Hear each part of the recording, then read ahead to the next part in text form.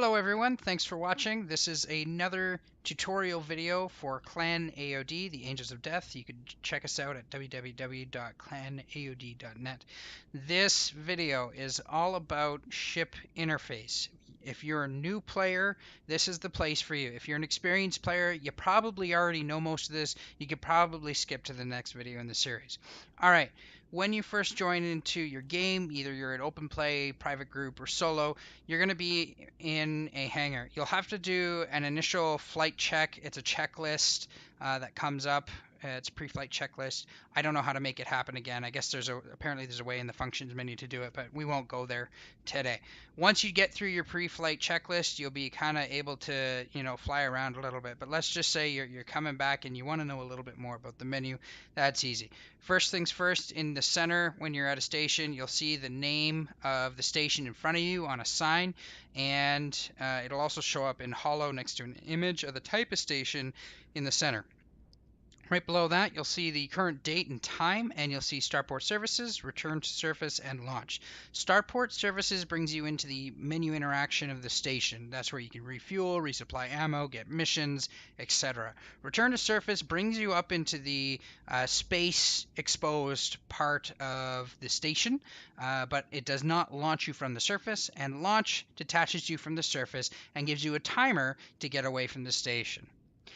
In terms of menu interface on your console, you have a number of different menus. If you look to your left by hitting the number 1 key above your Q and Tab keys, you'll get your number 1 menu. This gives you the option to see your navigation, different transactions or missions, and contacts that are within your immediate vicinity.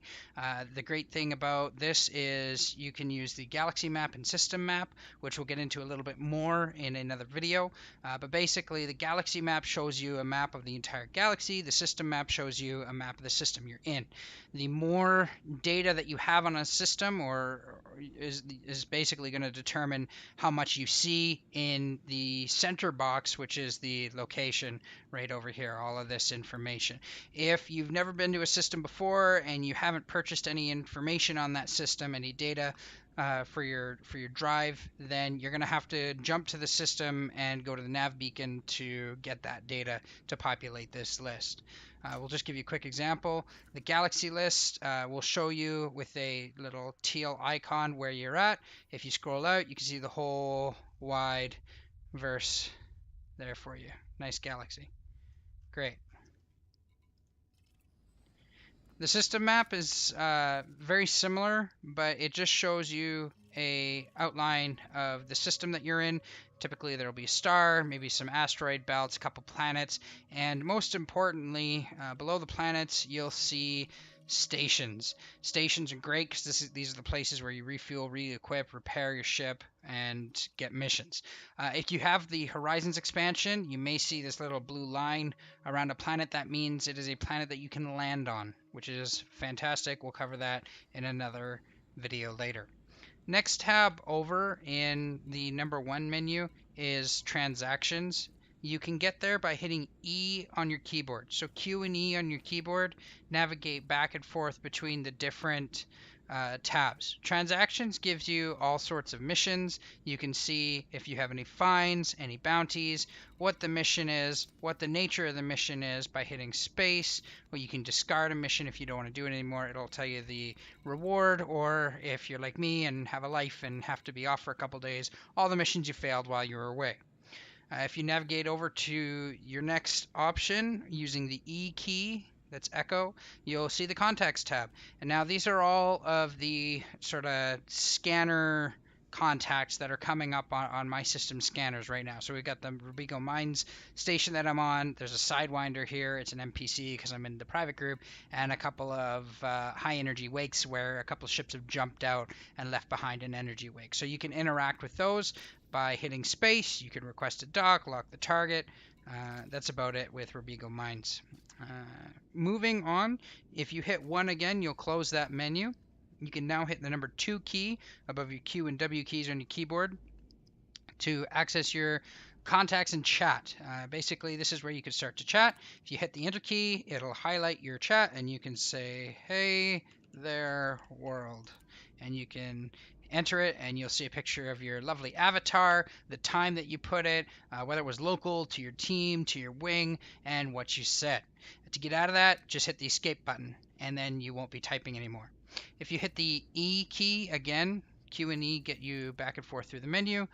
E key is going to take you to the option to multi-crew and show you your friends. So you can get some more information on multi-crewing, join another ship, or contact your friends. When you hit space on your friends, you'll be able to text chat them. If you're in the same system, you'll be able to invite them to Wing, send a voice comm request, which is like a in-game telephone system, which is kind of cool. If you hit E again, you'll see your mail tab. I don't have any messages here, so it's not a great example, sorry. The next one over shows you a history tab, which will give you a sort of history of your interactions with different people. The mail tab is more like pending invites and things that you need to check out. Like if somebody sends you a wing invite, this is where you'll find it, but we'll cover that in a later video. Moving over, it'll give you a history of the missions that you have to do and some settings that you can adjust. Hitting 2 to close that menu, you can hit the number 3. This is the crotch shot between your legs. This is applicable for folks who have Horizons. If you don't have the Horizons expansion, you'll see something slightly different. It's not this. Don't worry about it. Don't panic. It's not wrong. It's just you need to go and suck up the dollars to buy Horizons because it's awesome. Go do it now. Right now. Pause this video. Go buy that if you don't have it. All right, center console. You have the opportunity to see who's at the helm, and if you have a large enough ship, all the different people and positions that they have. You'll be able to see any fighters you have, SRV, which is like a little ground rover, if you have that, and any crew on your ship. So all shows you everything, and then you can subdivide by specific area or focus. So that's number 3. Number 4 is a really handy menu. This is probably your second most used menu other than number 1. Here you have status, modules, fire groups, inventory, and functions. Status gives you an overall update about your various ranks in game. It'll tell you how much money you have, what your ship rebuy cost is, what the local bounty, or how much people are willing to pay if you are dead or captured. And your local reputation. On the right side, it shows you your rank and reputation with the superpowers, Federation, Empire, and Alliance. You can go to Hollow Me if you have the Horizons expansion. This gives you the chance to customize your avatar. We won't go into that in this video. If you go over to the right, modules, you can see all the modules that are on your ship. You want to upgrade these, and you'll see the name, and right next to it, you'll see 4E, 3A, 1H, 2E, this sort of center column here. What that is the level and grade of the equipment. So you can buy, better equipment for your ship as you get more money in game. It'll also tell you whether it's to do with engineering or systems or weapons, which are the 3 sort of groups, and you can see the amount of power that it consumes in your ship, and you can set the priority on what you want to have the most power first, what will shut down least if you're overpowered. Along the bottom, you can see your output and your usage of power availability and power consumption, basically. So that's really handy. If you exceed your output by too much, your ship will start to shut down, and you'll have to manage these modules by hitting space and making them inactive. An inactive module just doesn't have the square in the center.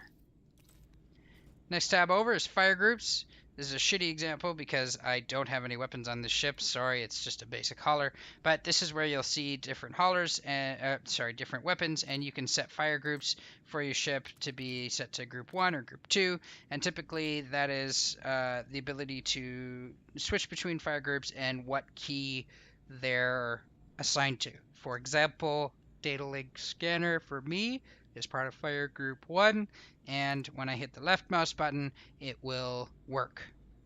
All right, moving on. Inventory. This shows you what's in your ship. You could look at cargo, materials, data, synthesis, and cabins. Cabins is for transporting passengers. You won't have this if you don't have the Horizons expansion. As you can see right here, I've got a couple of crystal shards, grid resistors, and hybrid capacitors, just one each in my materials, cargo, components, stash, inventory, whatever you want to call it.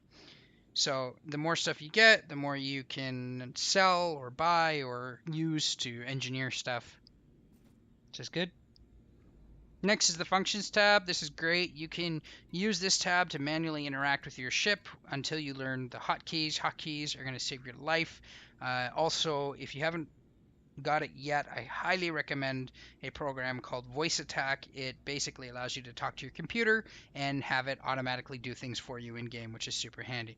Functions tab is really well, there's a lot to it, so we'll cover that in another video. So that's it. Hit number 4, you're back to center, and you're ready to launch into the verse. With that, I want to say thanks for watching. Wish me good luck. I wish you good luck, and we'll see you next time. www.clanaod.net. Thanks for watching.